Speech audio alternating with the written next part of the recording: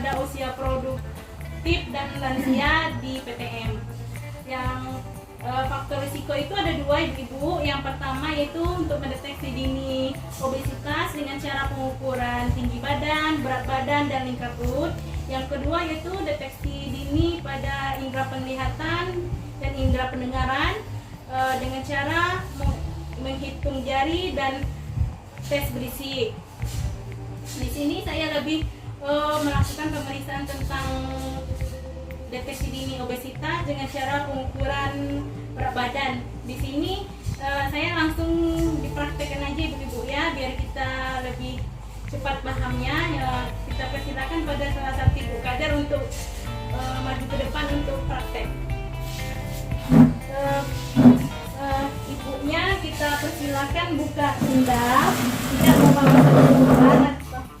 Kita persilakan ibunya naik ke timbangan dengan cara berdiri lurus, hadap ke depan, dan kita melihat angka pada timbangan. Kemudian cara mengukur tinggi badan, ibu kadernya disuruh berdiri tegak lurus, tumit kaki bersentuhan, dengan jari dibuka, kita tarik tinggi badannya ke arah puncak kepala, lalu kita lihat hasilnya dan kemudian kita baca. Dan untuk selanjutnya kita mengukur lingkar perut klien dengan cara kita ukur, kita raba dulu tusuk paling bawah klien, kemudian kita taruh meterannya, kemudian kita ukur secara horizontal, kita melewati perut yang paling buncit dengan cara melingkar. Kemudian kita baca hasilnya. Dari Ibu persilakan duduk dulu. Kemudian dari hasil lingkar perut tadi terdapat dua, yaitu dua jenis. Itu kalau pada perempuan lingkar perut lebih dari 80 cm itu faktor risiko penyakit itu lebih meningkat, dan kalau pada laki-laki lingkar perutnya yang lebih dari 90 itu faktor risiko. Assalamualaikum warahmatullahi wabarakatuh. Perkenalkan Bapak Ibu, nama saya Dr. Ratna Eni dari Puskesmas Simpang Tua. Pada pagi hari ini saya berkesempatan berjumpa Bapak Ibu kader sekalian pada acara pelatihan pemeriksaan faktor risiko penyakit tidak menular bagi usia produktif dan usia lansia. Di mana tujuan umum dari kita pertemuan ini, yang pertama peserta mampu melakukan pemeriksaan faktor risiko penyakit tidak menular pada usia produktif dan lansia. Kemudian tujuan khususnya ada 3. Yang pertama, peserta mampu melakukan pemeriksaan faktor risiko penyakit tidak menular bagi usia produktif dan lansia. Yang kedua, peserta mampu mengoperasikan alat yang digunakan. Yang ketiga, peserta mampu membaca hasil dari alat yang digunakan.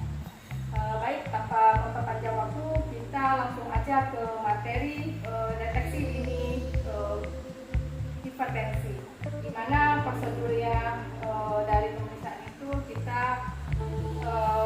lakukan, kita minta dari pasien untuk duduk tegak, kemudian lengan dari baginya kita naikkan, kemudian kita pasang masker, kemudian kita letakkan tangan kita agar langsat sejajar dengan jantung. Baik, dimana nilai normalnya kalau kita temukan nilai normal dari 120/80 itu dikatakan normal. Bila dijumpai hasil di atas 140/90 berarti penderita atau pasien menderita darah tinggi. Bila dilakukan dalam waktu 3 kali berturut-turut dijumpai dengan tensi 140. Baik, sebelum kita ke stimulasi, apakah ada pertanyaan dari Bapak Ibu sekalian? Mulai. Izin bertanya Bu, nama saya Lina dari Kader Pelangi. Ingin bertanya Bu, Apakah berpengaruh Bu ketika kita melakukan aktivitas atau naik tangga atau habis berlari langsung dilakukan tensi Bu? Mulai. Jadi begini ya Bu ya, jadi seketika waktu kita aktivitas kita lakukan langsung pemeriksaan tanpa adanya jeda istirahat, maka pacu jantung itu akan meningkat. Jadi kalau kita tensi pada waktu langsung setelah aktivitas, maka memang biasanya didapatkan tensinya tinggi. Nah, baik Ibu, apakah ada lagi pertanyaan yang lain? Tuh. Demikian Bu, terima kasih Bu, cukup, terima kasih. Tuh. Baik Ibu, kalau sudah tidak ada pertanyaan, mari kita menstimulasikan dari pemeriksaan.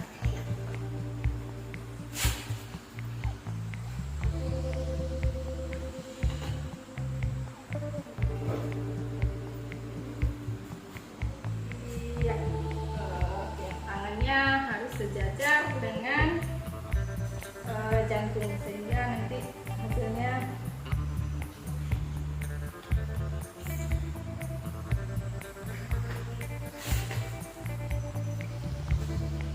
baik. Bapak Ibu sekalian, terima kasih kita berada pada sesi penutup. Terima kasih atas kesempatan yang telah diberikan. Semoga ilmu yang saya berikan bermanfaat dan bisa diaplikasikan untuk kedepannya. Terima kasih Bu.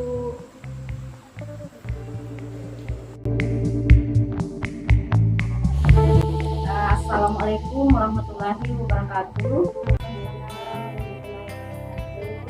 Perkenalkan, nama saya Hasnawati. Saya di sini sebagai penanggung jawab Promkes. Terus akan menyampaikan materi mengenai pencatatan dan pelaporan postindu TTM.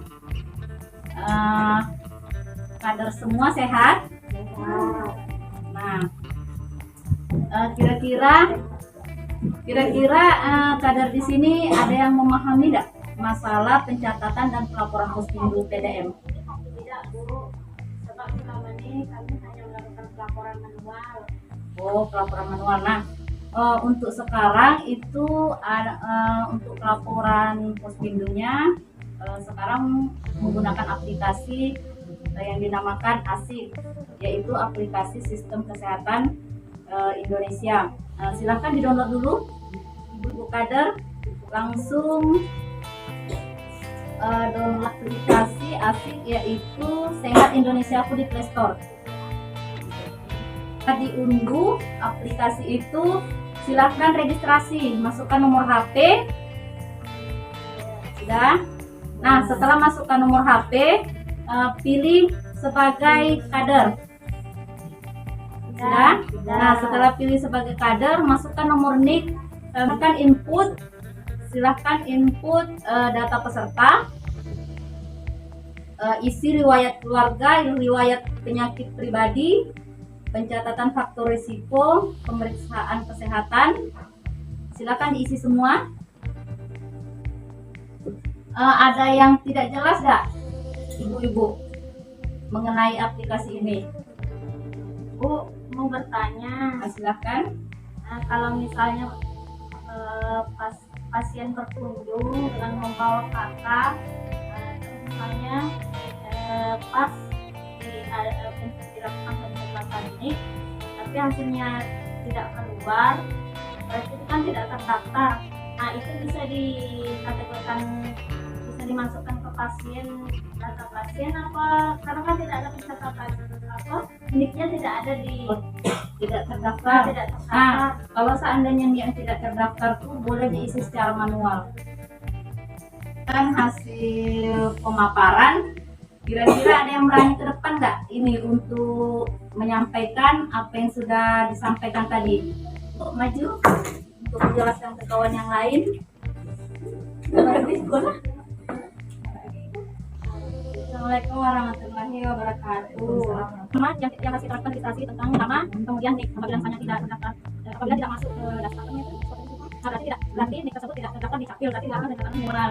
Untuk sementara hanya seperti itu yang saya ketahui, Bu.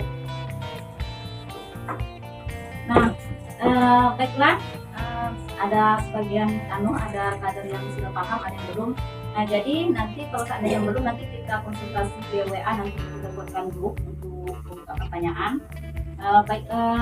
Yang namanya aplikasi, yang penting ada NIK-nya. Kalaupun tidak terdaftar, itu nanti bisa kita isi manual. Tidak ada pekerjaan yang rumit jika kita tidak berusaha. Ya, hanya itu yang dapat saya sampaikan. Maaf apabila ada kesalahan. Saya ucapkan ribuan terima kasih atas motivasi dan kemauan besar dari para kader untuk belajar dalam sistem penginputan data pelaporan Puspindu. Assalamualaikum warahmatullahi wabarakatuh.